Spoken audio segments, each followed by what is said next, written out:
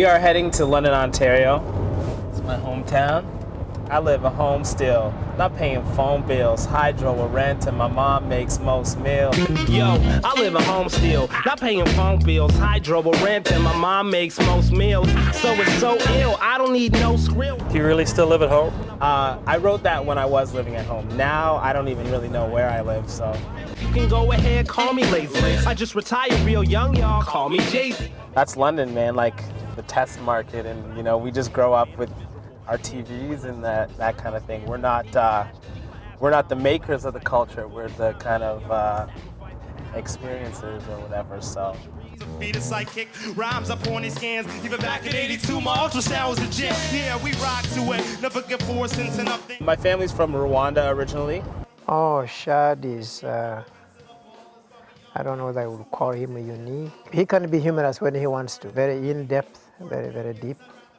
I try to hold some hope in my heart for these African youths coming up where I'm from, many traps to elude. I did a song with my mom based on a poem she wrote that was like, you know, her reflections on the family she lost and her dealing with that. So it definitely affected our family a lot.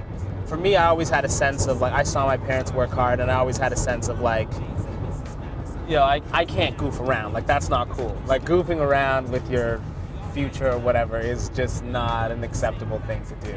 I was kind of disappointed when he turned jobs down in favor of music. My mom, I think, has more the sense of humor. They were poor, you know, and the stuff she'd tell me was just hilarious. She would talk about this one boarding school that she went to, and she would get so hyped because sometimes they'd give her like bread and hot water and sugar.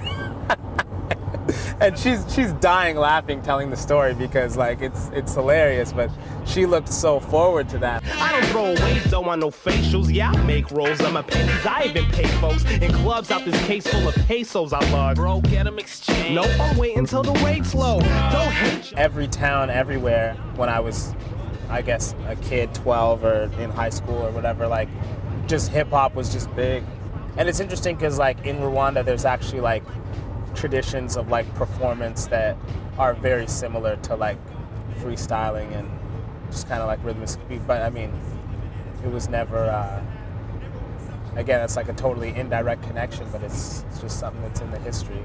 Like there's something that we're having to prove. Now add that to the slew of justifications that capitalists use for the new black exploitation. I just don't really care about cars and whatever, so I just can't rap about that. I have nothing good to say about that. Like, What do you care about? I care about kind of